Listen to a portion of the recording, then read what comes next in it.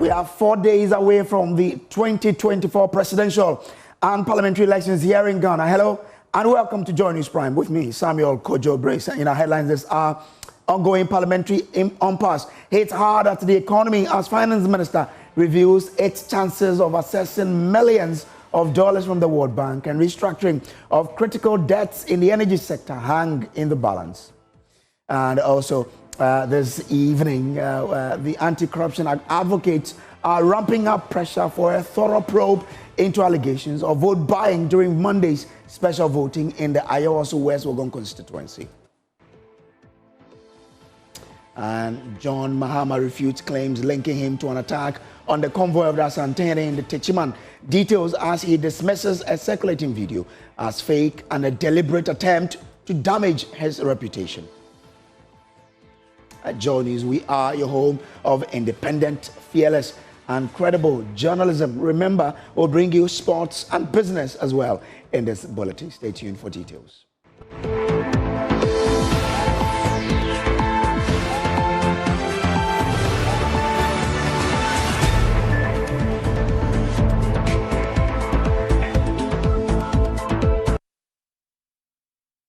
Now, the Commission on Human Rights and Administrative Justice, Shraj, has condemned the Ayawaso West Wuogon MP, Lydia Seyram Al-Hassan, who was captured in a viral video distributing items to security officials who waited in line to cast their vote on Monday. Now, Shraj Commissioner Joseph Whittal welcomed the Office of the Special Prosecutor's decision to commence an investigation into the incident. Dr. Whittal said the incident was an act of voter inducement which should not be tolerated heading into the December 7 elections. Well, we were not there, but we saw the media carried certain unsettling developments, particularly in Ayawaso West Wuogon. And it falls within the checklist that we used to monitor.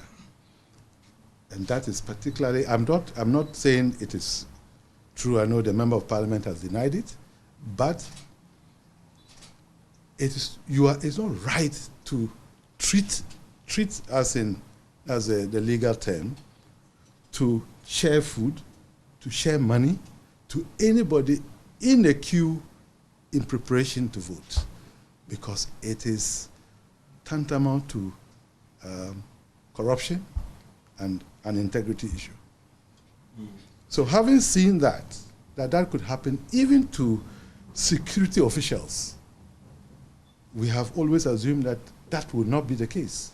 It never happened in the past, but this time around, it seems it has happened. So we will factor that into our next election. Well, anti-corruption advocates are intensifying calls for a full-scale investigation into the alleged vote-buying incident during Monday's special voting in the Ayawaso West Wuogon constituency. As you've seen, the video circulating online captured the incumbent MP distributing packages reportedly containing food to voters waiting in line to vote, a move widely criticized as unethical and illegal. Now, the incident has drawn sharp condemnation from key anti-corruption organizations, including the Ghana Integrity Initiative, Ghana Anti-Corruption Coalition, and CDD Ghana. In a joint statement, they urged law enforcement, media, and faith-based organizations to expose and address the incident, labeling it a threat to democratic integrity. Let's bring you the excerpts of that particular statement as brought out by the three organizations. Now, it says, we call on law enforcement agencies to investigate the videos in the public space and swiftly ensure those found culpable are made to face the law. A swift and transparent investigation into the cases of vote buying and treating reported by the media will be an important component of expanding Ghana's democratic credentials, as well as enhancing the confidence reposed in the electoral processes of our country. It goes on to state that our three organizations also call on the media, faith-based organizations, and the larger civil society to intensify voter education campaigns, raising awareness of the implications of electoral corruption to the electoral outcomes and the peace and stability of Ghana. We further call on political parties and candidates to publicly distance themselves from corrupt practices and demonstrate a commitment to ethical standards relative to the 2024 elections. It says, we wish to reiterate that GII and its partners, the GACC and the CDD Ghana, are currently carrying out a large-scale monitoring exercise to capture instances of electoral corruption, vote buying, abuse of state resources, and campaign financing. The findings of this exercise will form the basis for our advocacy for reforming campaign and political financing in Ghana. We urge all citizens to exercise their right to vote responsibly, reject inducement, and hold political actors accountable. It will take the collective responsibility of all Ghanaians to safeguard the stability and development of our nation. And so do your part by rejecting corruption. We have anti-corruption campaigner Vitus Azim joining us on phone. Grateful to you. It's a good time to have him on now. Now, what course should the investigation take now that the MP's camp has denied that she is the person captured in the videos distributing goods? That denial was expected. They will not come out and say, yeah, it's true, it was Alasan and all that kind of thing. So it's the investigation that will now prove whether it was the one or not. Because she was there. From the video, we could see she herself there. Even if she was not there, and she asked people to go and clear that she was them to do it. So what are they denying about? So that's what the investigation will establish. Whether the people who took the food recognize her or at least her agents at the police station. So what form or what should the investigators be looking out for in this instance if they want to really come out with, the sort of results that would establish whether or not she was culpable in what she was doing there, we see in the video there? You see, the laws even say that I think a day or two before the election, you're not supposed to campaign.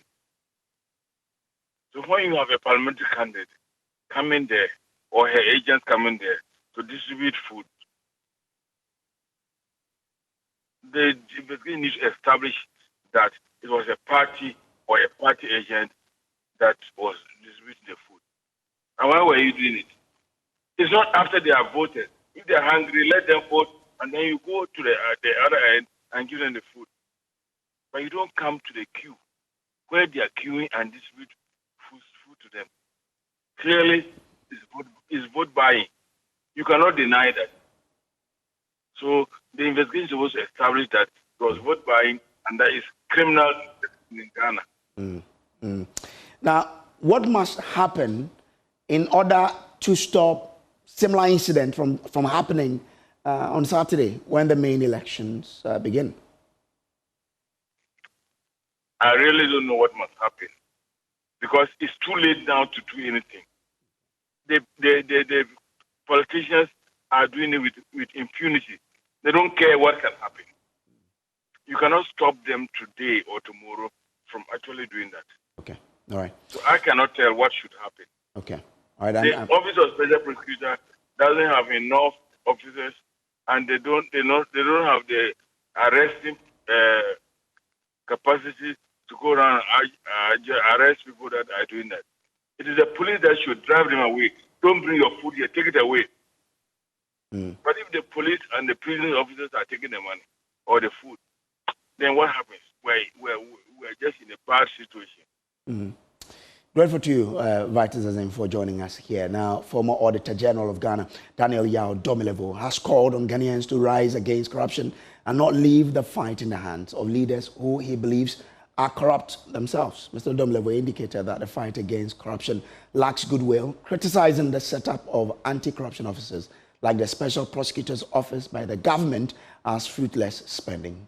As the guest speaker of a regional conference organized by the Crusaders Against Corruption in Kumasi, Mr. Domilevo spurs Ghanaians to rise against the decisions from public officers when they prove shady. Cannot leave the fight against corruption in the hands of the elders who are corrupt in the first place. A corrupt person will not fight himself or correct himself. So it is for us to demand accountability and call them out. So we should not relent at all and make sure that if things are not going well, we expose it. You see what happened in Kenya? The president was forced to rescind a lot of decisions. The same thing can happen in Ghana. The only prayer I have for Ghana is that we don't go violent, destroying things. But if we pour out on the street and say that, look, no government official is going to work today, we are occupying the government offices because we need this answer, the president will listen to it. Always adds insult to injury. When things are going wrong, all that they do is to do some sugar coating for you to think that they are doing something about it. For instance, what is the fight against corruption which has been mounted by this government? Their own special prosecutor called him, the president, mother serpent of corruption. The special prosecutor, the second one, came out and sang Agwanoma, that is, he is alone. So it is lip service, if anything at all. The money used in establishing organizations, they will not give us the benefit. It's also a loss. Plus, I call that fruitless and wasteful spending. So as for this government, as far as corruption is concerned. This is Joy News Prime. We'll take a break here. We'll be back with more. Please do stay.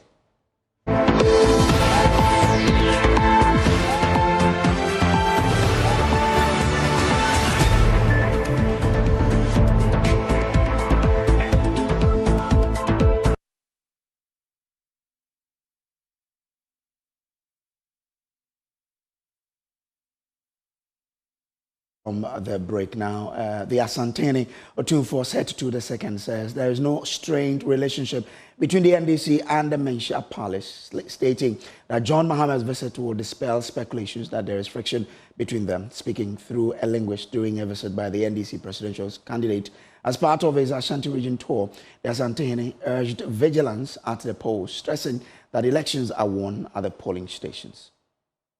The Menchia says, Menchia, dear, we are there. Yo, I come home. Yo, the son of the body free. What about who said? Say, walking the big gate and some next Menchia, dear. Oh, yeah, I come. I bring him a beer, mamma, and your phone. Say, them pro or your part time or beer, mamma, and baby, I'm a Ghana associate will be. Or so maybe I would say, you all come out with your say. Ghana mine as a soon be. Ghana ni ye you ne here. So then Ghana the kind. Ghana ni you know any say. The same any she shares in fear na bia you will be a yen to abane and sanhwe. So Ghana for na as a sharp as said. Mama says in fear nine. She says no one more. Yes, I to aba. The rest of the day Na de oba fear na no kontabuo no. You buy a Tiwani Wabonte, so woman, yes, Antomano. Say, Passa, Nasa be so the moon, same field, so a dear. And some you will send the same for the Toman. I'm so woman in so near Yatuetia near the fourth rubber. Sit down for good time, and so many. Yeah. Or during the interaction, John Mahama touted the infrastructure development his administration undertook in the Ashanti region. He expressed disappointment that some uncompleted project his government started remain unfinished 8 years after the MPP assumed office. Nana mitio ukasa otek na ukasa no ya reho se ne okan no enko bibia and yemfanto dwaye. If we say Neokai, we say Kumasi ne Ashanti, the second most populous region in the country. Kumasi is only the second largest city. Now, Oko Uyasi Jidana, Yawo, Nkroa, Enye Kropon, also second largest and not third largest. Now, and maybe the send a year punto or capital no sani a year ho send a year BBC there is still another place or mine no ebe to me arani every hono Na yɛde ade a yɛnim dada. Enti na mmerɛ biara ɛndi so abɛn mu a na ɛkɔba sɛ yɛyɛ ade a na sɛ yɛkyɛ mpuntuo. You make sure say in that order. President Akufo-Addo has told a group of labor unions that his promise to build over 100 hospitals across the country is 70% complete. Initiated in August 2017, Agenda 111 is fashioned as a healthcare development plan by the Ghanaian government to provide affordable, high-quality healthcare to citizens. The plan includes building 101 new hospitals and upgrading existing ones. The Ghana Investment Infrastructure Fund, GIF, provided a $100 million startup fund to kickstart the project. Concerns have been raised by stakeholders that after more than 2 years of the project launch, not even a single project has been commissioned by the president. However, speaking to organized labor earlier in Accra today, President Akufo-Addo says through the support of Vice President Dr. Bawumia, close to 70% of the Agenda 111 projects are complete. Of course, predictably, when I announced to the world that this is something I wanted to undertake, I was met by the naysayers. He's lying, it's a gimmick, this is political gimmickry, he's looking for votes, it cannot happen, blah, blah, blah. Well, yes. Well, what I can say is that today, in the month before I'm ready to hand over, 70% of the Agenda 111 projects have been completed.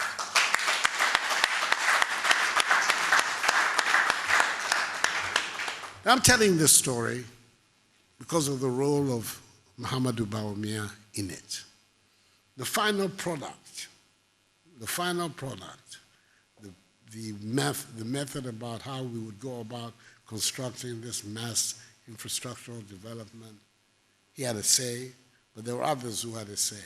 But the genesis, the idea that began the whole reflection, was something that came from him.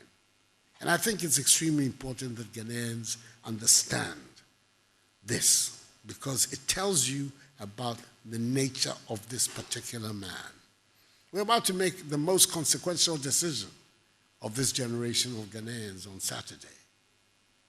And we need to have all the information available to us about the various contestants for supreme office in our country, so we can make an informed decision. And for me, this story about the origins of Agenda 111 is extremely pertinent. It goes to the heart of this man, and it goes to the heart of the kind of mind and personality that we need to continue the development of our country. And that is why I found it necessary to bring this story to your attention. Well, the Finance Minister, Dr. Amin Adam, has reviewed that ongoing stalemate in parliamentary business is hitting hard at the economy. There have been a parliamentary deadlock for more than a month after Speaker Alban Bagbin declined a request by the majority to reconvene the House earlier. Briefing journalists during its monthly economic update, the Finance Minister said its chances of accessing some funds from the World Bank has hit a snag. And on the standoff in Parliament, certainly when Parliament is not functioning, it affects the government, it affects the people of Ghana. I mean, we are a Parliament that is elected by the people of Ghana to represent them. And so when there's an impasse, it means that the people don't have representation because the work of Parliament is halted. Therefore, to say that the economy has not been affected by the impasse is to treat it mildly. It has. For example, we should have passed certain legislation that would have qualified us to receive $300 million from the World Bank. The World Bank has not disbursed the money because those bills have not been passed into law because Parliament is not working as it should.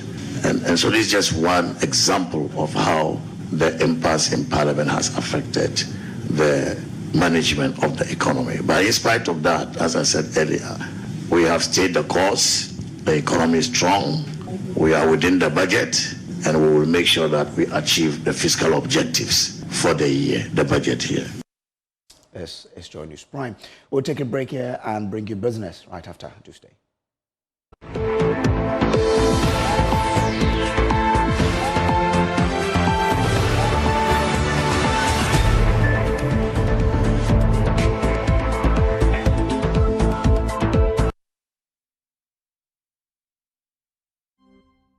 Welcome to Prime Business. My name is Winston Taki, and now to our first business story. Ghana has taken a major step towards digitizing its border management systems. Vice President Dr. Mahmoud Bawumia has officially commissioned the e-gate at Terminal 3 of Kotoka International Airport, streamlining the immigration process for travelers. There is more in the following report. Vice President Dr. Mahmoud Bawumia has unveiled the e-gate at the arrival section of Terminal 3 at the Kotoka International Airport. This state-of-the-art digitized entry system, accessible with the Ghana card, eliminates the need for traditional immigration checks, offering a faster and a more secure travel experience. With the ability to facilitate e-visas and a fully digital travel process, Ghana is now prepared for the future of border management. By pre-registering biometric data and travel credentials, travelers can bypass traditional queues, significantly reducing wait times. What once required hours of waiting can now be completed in as little as 15 minutes from landing to exit from the airport.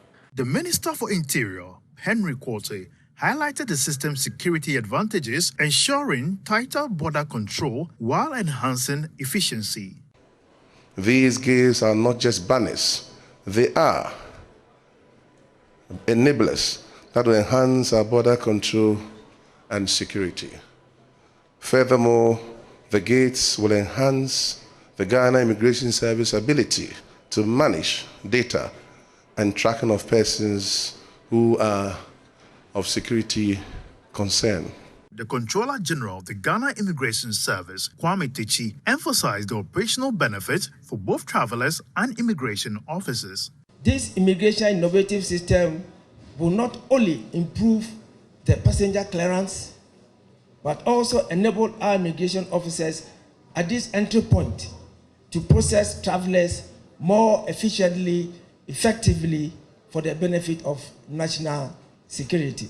The introduction of the e-gates reflects Ghana's commitment to leveraging technology for modern, secure, and efficient border management systems. That's all for business. My name is Winston Taki. Coming up is sports after this break. Stay tuned.